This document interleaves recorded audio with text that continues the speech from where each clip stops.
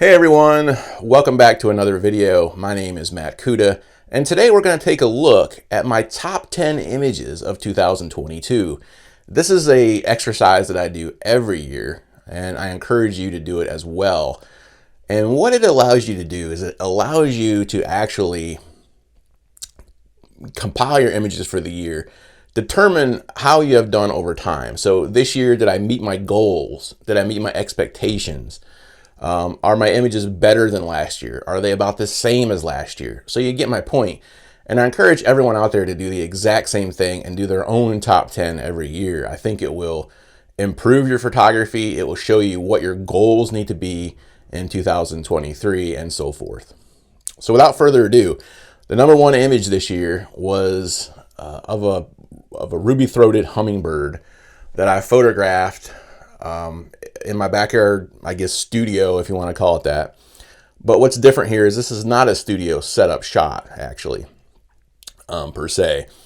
I sat here, and this is a testament to the Sony A9, by the way, where I used lock-on mode. I was able to lock onto this bird and stay with him, firing at 20 frames per second silent. And I was able to photograph him in positions that normally you would not be able to do.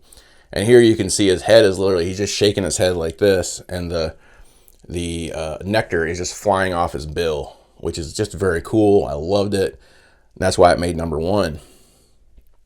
Number two, I set out in 2022 as one of my goals to photograph the white-tailed deer buck in velvet, and I wanted a good species. And about the third trip out for the year in 2022, I was walking down the trail. I looked to my right, and here was this buck just staring back at me.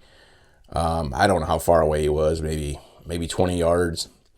And he's just staring at me, and he would not move. He was doing the I'm not going to move staring thing that they do, and hoping I didn't see him. Well, obviously I did. And I like this buck. He's an 8-point. He's a large buck. He's in his natural habitat here. Everything is really, almost everything is exactly the way I would want it. And I really like these intimate images in the forest where, the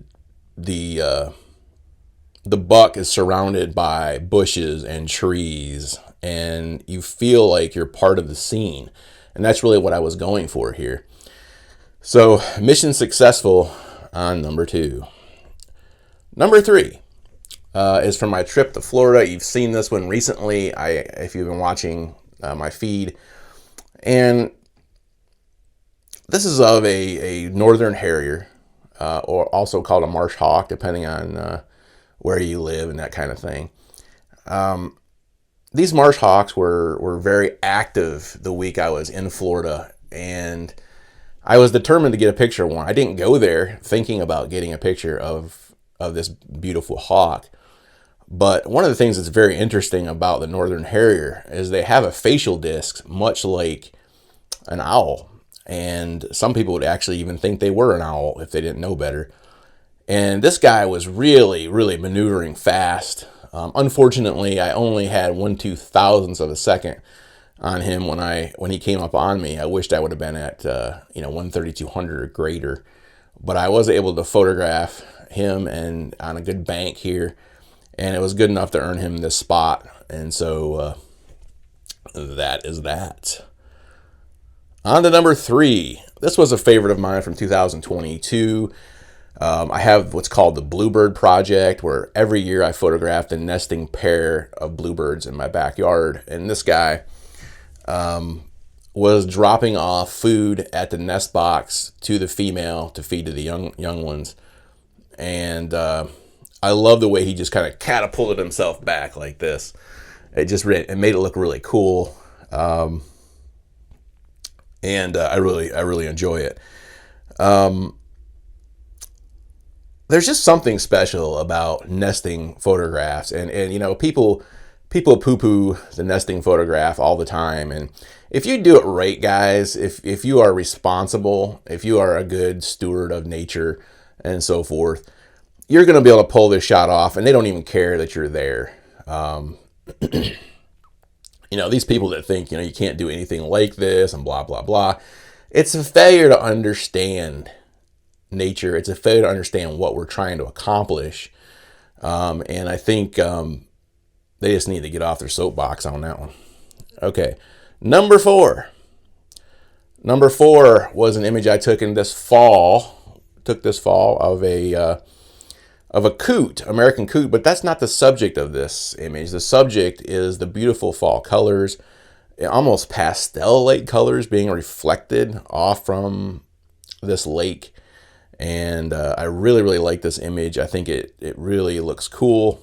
And I think the colors are just fabulous. You've got, greens in here. You've got oranges and reds, and they overlap and they make kind of pink. And it's just a very, very interesting image.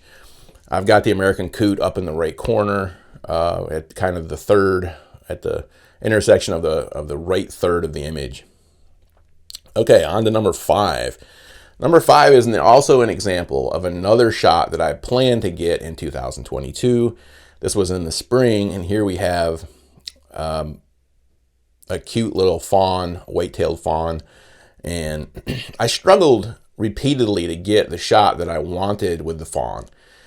Every time I would come upon them, it would be too dark. They would be, in a bad position. They would be running, and I was at, 1/200th of a second. I mean, there was just all kinds of problems capturing photographs of these guys. And what I ended up doing here was just setting up as I saw they were going to cross this fence. And so I set up right there and photographed him as he came across this fence. And it's just a cute picture. It's not perfect. It was very high ISO. I had to do a lot of cleaning up. The sharpness had to be adjusted. It's one of these shots where technically it's not perfect, but it's just so cute and interesting that you can't help but put it in your top 10. It's just one of those things. And with the technology we have today, we can do so much with our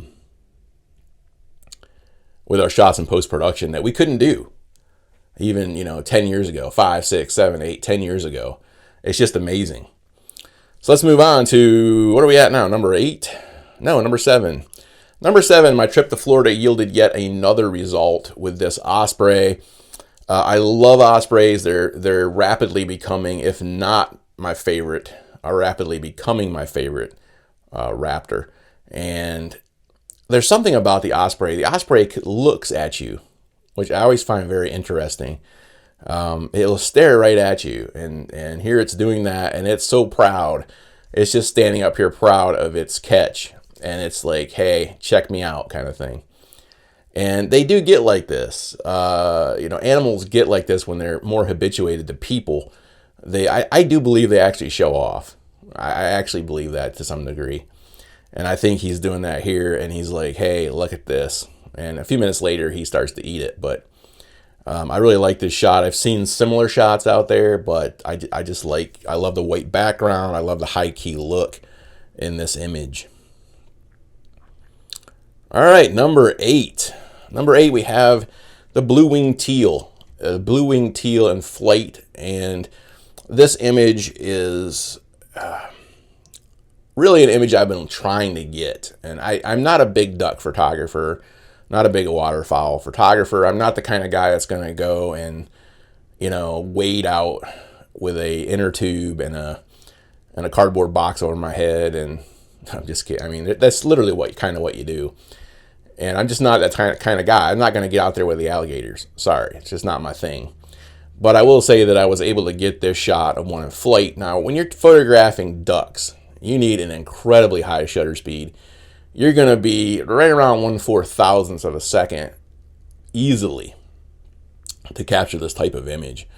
And so I highly encourage you to use a high shutter speed when you're photographing these guys.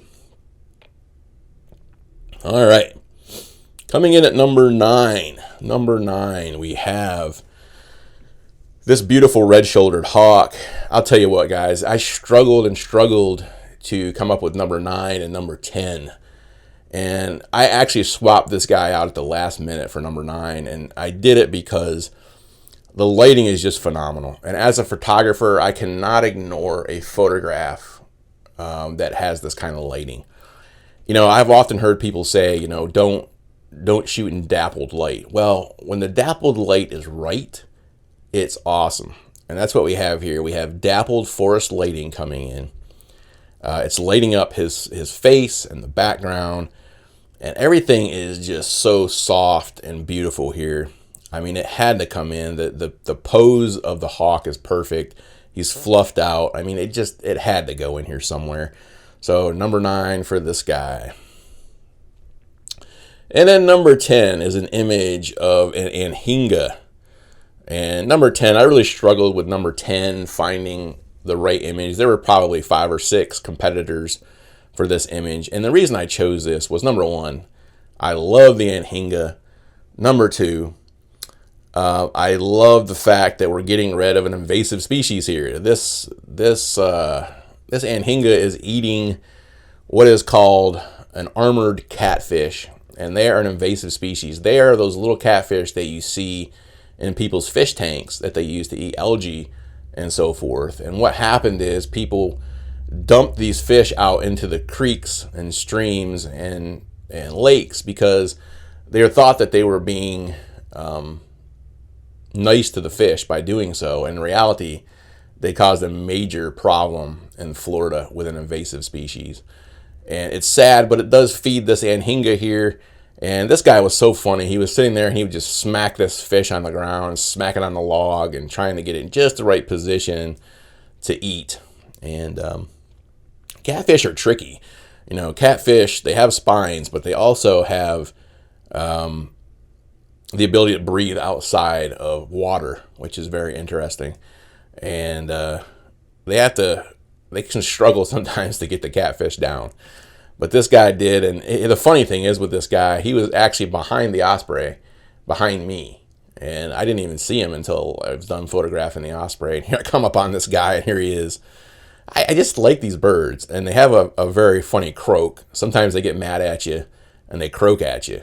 But this guy wasn't. He was completely happy and